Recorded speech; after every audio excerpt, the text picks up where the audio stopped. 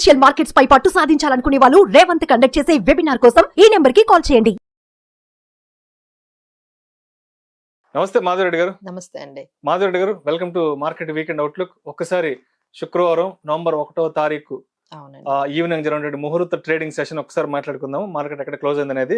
సెన్సెక్స్ ఏమో 335 పాయింట్లు లాభపడి 79,724 వద్ద క్లోజ్ అయింది. అండ్ నిఫ్టీ ఏమో 99 పాయింట్లు లాభపడి 24,304 వద్ద క్లోజ్ అయింది. సో శుక్రవారం రోజు నవంబర్ 1వ తారీఖున ముహూర్త ట్రేడింగ్ సందర్భంగా జరిగిన మార్కెట్ క్లోజింగ్ ఇది. సో ఒక్కసారి మార్కెట్ ఓవరాల్ మార్కెట్ మనం చూసుకుంటేనండి, అసలు అక్టోబర్ ఇప్పుడు మనకు క్లోజ్ అయిపోయింది కదా. So October has become the worst month అండి. అంటే 2020 తర్వాత, మార్చ్ 2020 తర్వాత ఇంత వర్స్ట్ మంత్ అయితే మనకి అక్టోబర్ లోనే ఆల్మోస్ట్ నిఫ్టీ 6.6% వరకు 6.2% వరకు నిఫ్టీ అనేది ఫాలో అయిందండి. సో ఇదే ఇంకా హిస్టారిక్ గా మనం అంటే వర్స్ట్ చూసుకోండి అంటే ఎఫ్ఐఎస్ సెల్లింగ్ అండి. ఇలా అంటే అక్టోబర్ లో మనకి 2024 అక్టోబర్ లో జరిగినంత ఎఫ్ఐఎస్ సెల్లింగ్ ఏ మంత్ లోనే జరగలేదు. సో ఇప్పటికీ అంటే 1 lakh పైనే అండి, 1 lakh crores పైనే మనకి అక్టోబర్ లో ఎఫ్ఐఎస్ అంటే 1.2 crore అనేది మనకి ఎఫ్ఐఎస్ సెల్లింగ్ అనేది జరిగింది. ఇప్పటికీ ఆగట్లేదండి. అంటే మనం లాస్ట్ డేటా నేను 4 days నుంచి చూస్తున్నాను. 23rd అక్టోబర్ లో అయితే 5,600, 24th అక్టోబర్ 5,000 crores, అలానే 28th అక్టోబర్ 3,000 crores, అలానే 31st రోజు కూడా 5,800 crores ఎఫ్ఐఐస్ అయితే ఎవ్రీ డే రోజు అండి 5,000 కోట్లు దాదాపుగా అమ్ముతూనే ఉన్నారండి. ఎఫ్ఐఎస్ సెల్లింగ్ 1 lakh crore దాటిపోయినా ఇంకా ఆగట్లేదు. అంటే it is giving lot of like stress, selling pressure అయితే మార్కెట్ మీద నుంచి అయితే ఇంకా పోలేదండి. దట్ ఈస్ వన్ రీజన్ మనకి బాగా మార్కెట్స్ ని ఈ నెగిటివ్ వైపు గానీ లేకపోతే ఈ ఫాల్ మీద గానీ మనకి ఇంత ఇంపాక్ట్ చూపించడానికి ఎఫ్ఐఎస్ సెల్లింగ్ అయితే మేజర్ రీజన్ అండి. మార్కెట్ లో మరొక పెద్ద ఈవెంట్ కూడా చూడబోతున్నాం, అమెరికా అధ్యక్ష ఎన్నికలు. మరి అమెరికా అధ్యక్ష ఎన్నికల ప్రభావం, ఆ ఒత్తిడి అనేది మన మార్కెట్లకి ఏ విధంగా ఉండబోతుంది అంటారు? డెఫినెట్లీ అంటే దిస్ ఈజ్ గ్లోబల్ ఈవెంట్ అని చెప్పొచ్చండి. మన మార్కెట్సే కాదు, మొత్తం ఎంటైర్ గ్లోబ్ అంటే అన్ని ఎకానమీస్ కూడా చాలా కీన్ గా అబ్జర్వ్ చేస్తున్నాయండి. ఎందుకంటే మళ్ళీ టైట్ గా ఉంది. అంటే వాళ్ళిద్దరి మధ్య ఏదైతే స్లైట్ డిఫరెన్సే కనిపిస్తుంది ఇప్పుడైతే డెమోక్రటిక్స్ కి రిపబ్లికన్స్ కి.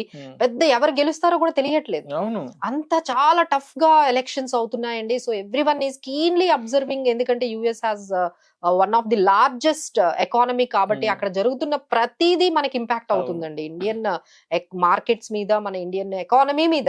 నాట్ ఓన్లీ మార్కెట్స్ అండి, మన ఎకానమీ మీద కూడా ఈ యుఎస్ ఈ రిజల్ట్ ఏదైతే వస్తుందో దాని ఇంపాక్ట్ అయితే ఉంటుందండి.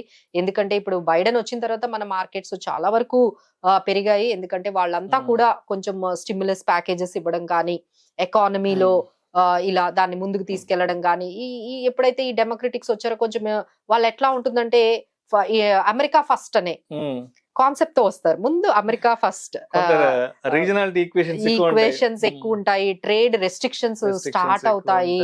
ఆ తర్వాత వాళ్ళు H1B వీసాస్ చాలా వరకు కొంచెం అక్కడ కొంచెం ప్రెషర్ రావడము, ఇలా మనకేంటంటే వీళ్ళకి చాలా డిఫరెన్స్ అండి. ఎప్పుడైతే ఈ అడ్మినిస్ట్రేషన్ కాన్సిక్వెన్సెస్ అనేది అందరి మీద పడుతుందండి. అక్కడ ఉన్న వాళ్ళు, అక్కడ ఉన్న ఇండియన్స్ మీద కానీ, మన ఎకానమీ మీద కానీ, మన స్టాక్ మార్కెట్ మీద కానీ, ఈ కాన్సిక్వెన్సెస్ ఆఫ్ అడ్మినిస్ట్రేషన్ చేంజ్ అనేది జరుగుతూ ఉంటుంది. అసలు వీళ్ళే గానీ వచ్చినట్లయితే, కమలా హ్యారిస్ వచ్చినట్లయితే మాక్సిమం వాళ్ళు ఇంతవరకు కంటిన్యూ చేసినవే అవుతాయండి, కొత్తగా ఏమీ రావు. ఇప్పటి వరకు వాళ్ళు ఏవైతే పాలసీస్ కంటిన్యూ చేశారో అవే కంటిన్యూ అవుతాయి. బట్ ఎప్పుడైతే ట్రంప్ రిపబ్లిక్ నుంచి వచ్చారో, but definitely we can see some change. ఎందుకంటే వాళ్ళ పాలసీనే డిఫరెంట్ గా ఉంటుంది, ట్రేడ్ పాలసీస్ అవన్నీ కూడా.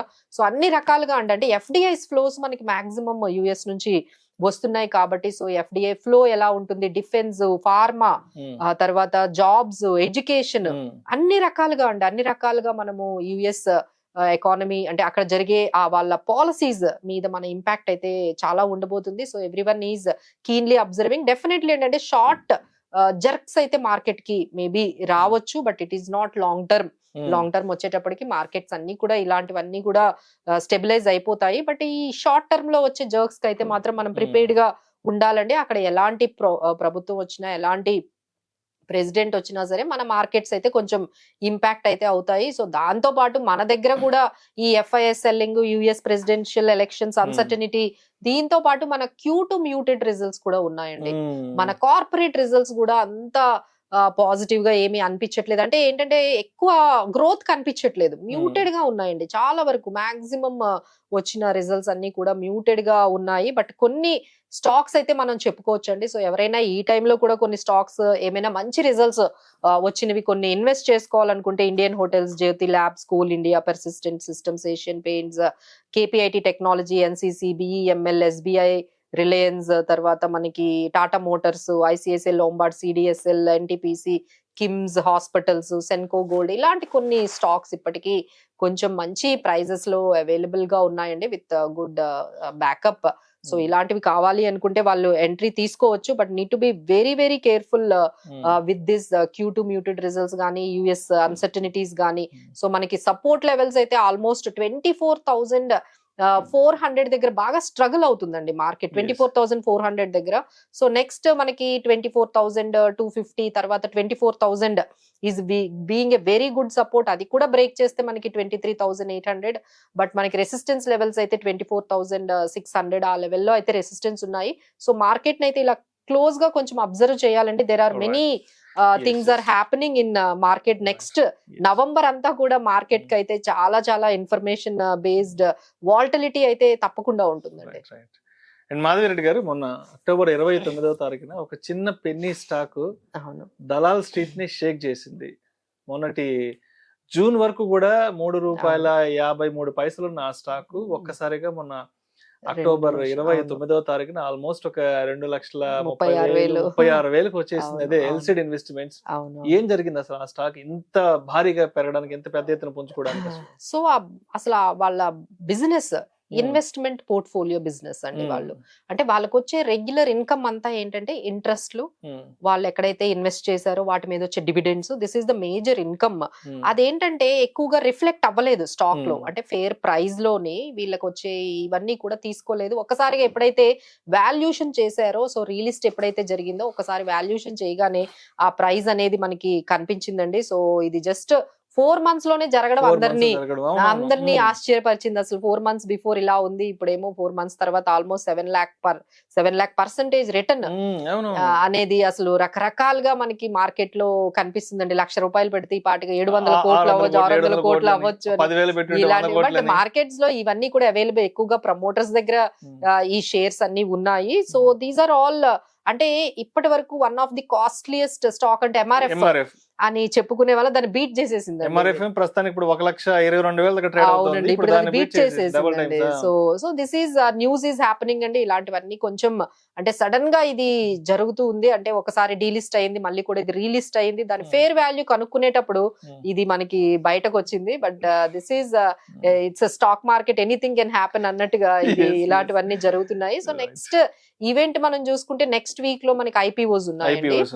సో నవంబర్ 6th నుంచి 8th వరకు Swiggy IPO for the price 390 per share కి ఒక మనకి ఆ స్విగ్గీ ఐపీఓ ఉందండి. సో ఈ స్విగ్గీ ఐపీఓ వస్తుందంటే దానికి రిలేటెడ్ అయిన జొమాటో, ఇవి కూడా కొంచెం ఎక్కువగా కొంచెం అంటే లైమ్ లైట్ లోకి వస్తూ ఉంటాయి దాని రిలేటెడ్ స్టాక్స్ కూడా. సో జొమాటోని కూడా మీరు వాచ్ చేస్తూ ఉండొచ్చు, అది కూడా గ్రోత్ అనేది కనిపిస్తుంది ఎప్పుడైతే ఇలాంటి వాటి రిలేటెడ్ స్టాక్స్ ఐపీఓకి వచ్చాయో. అలానే ఏసీఎంఈ సోలార్ అనేది 6th to 8th నవంబర్ వరకు ఒకటి ఉంది. అలానే సిజిలిటీ ఇండియా కూడా 5th to 7th నవంబర్ కి మీకు ఈ 3 ఐపీఓస్ నెక్స్ట్ వీక్ అయితే అవైలబుల్ గా ఉన్నాయండి. సో మాధవి రెడ్డి గారు, ఇప్పుడు నెక్స్ట్ వీక్ యుఎస్ ఎలక్షన్స్ ఉన్నాయి కాబట్టి, సో మంగళవారం నవంబర్ 5వ తారీఖు ఎలక్షన్ ఉంది కాబట్టి, సో మనం 4వ తేదీ సోమవారం నుంచి మార్కెట్లను ఎలా అబ్జర్వ్ చేయాలి అంటారు, ఎస్పెషల్లీ ఆ వీక్ అంతా కూడా? సో ఆల్రెడీ మార్కెట్ లో ఎలా కనిపిస్తుందంటే అంటే అంటే వెళ్ళడం లేదండి మార్కెట్స్ లో. ఇన్వెస్టర్స్ ఏంటంటే వెయిట్ అండ్ వాచ్, ఇంకా ఏదైనా కరెక్షన్ వస్తే అప్పుడు ఎంటర్ అవుదాము, అప్పుడు ఇన్వెస్ట్ చేద్దాం అన్నట్టుగా ఉంది. ఆల్మోస్ట్ అంటే ఈ మాత్రమైన మార్కెట్స్ అంటే 1 lakh crore సెల్లింగ్ జరిగిన, ఎఫ్ఐఐస్ మనీ తీసేసుకున్న, మన రీటైల్ ఇన్వెస్టర్స్ మన డిఐఐస్ సపోర్ట్ చేయడంతో 90,000 crore సపోర్ట్ చేయడంతో మన మార్కెట్స్ ఆగేయండి. సో ఇదే సపోర్ట్ ఏమైనా మనకి వస్తుందా లేదు అంటే తగ్గుతుందనే దాని మీద మనకి ఆధారపడి ఉంటుందండి. ఇంతవరకు అయితే మనకి రీటైలర్ సపోర్ట్ వల్ల మార్కెట్స్ మరీ అంత క్రాష్ అవ్వకుండా, అంటే 1 lakh crore సెల్లింగ్ జరిగిన మార్కెట్స్ ఈ విధంగా ఉన్నాయి అంటే మన సపోర్ట్ అనేదండి. సో దాని మీద మనకి ఈ ఇన్వెస్టర్స్ ఏ విధంగా అంటే ఇంకా ఇన్వెస్ట్ చేస్తూ ఉంటారు. ఇంకొకటి ఏంటంటే బాగా జరుగుతుంది ఏంటంటే ప్రైమరీ మార్కెట్ కి మనీ అంతా వెళ్ళిపోతుందండి. ఒక ఐపీఓ తర్వాత ఒకటి పెద్ద పెద్ద ఐపీఓస్, అంటే లాస్ట్ టైం 10,000 crore ఐపీఓ మనకి ఆల్మోస్ట్ హీరో, తర్వాత వాళ్ళు హోండా వాళ్ళు వచ్చారు, తర్వాత ఇప్పుడు మన స్విగ్గీ వస్తుంది. సో ఎవ్రీ వీక్ ఏదో ఒక పెద్ద ఐపీఓ రావడం, దాంతో పాటు 3-4 ఐపీఓస్ వస్తూ ఉంటే లిక్విడిటీ అంతా, అంటే మనీ అంతా కూడా ఈ ప్రైమరీ మార్కెట్ కి ఎక్కువగా వెళ్ళిపోతుందండి. మన సెకండరీ మార్కెట్ లో కొంచెం లిక్విడిటీ అనేది, కొంచెం అట్రాక్షన్ అనేది, కొంచెం ఈ మనీ అనేది ఇక్కడ తగ్గిపోతుంది. దానివల్ల కూడా మార్కెట్స్ ఈ విధంగా కొంచెం ఈ లాక్ అయిపోయినట్టుగా, ఈ ప్రైజెస్ దగ్గర కన్సాలిడేట్ అయిపోయినట్టుగా మనకు కనిపిస్తున్నాయండి. So let's wait and watch. కొంచెం పాజిటివ్ గా ఏమైనా ఉంటుంది, but we have to be prepared for the volatility అండి. వాల్టిలిటీ అయితే చాలా హైగా ఉంది. సో 23,800, 24,000 అనుకుంటున్నాము. So support level might come from this, but resistance levels మనం చూసుకుంటే 24,600. Thank you so much Madhavi Reddy గారు.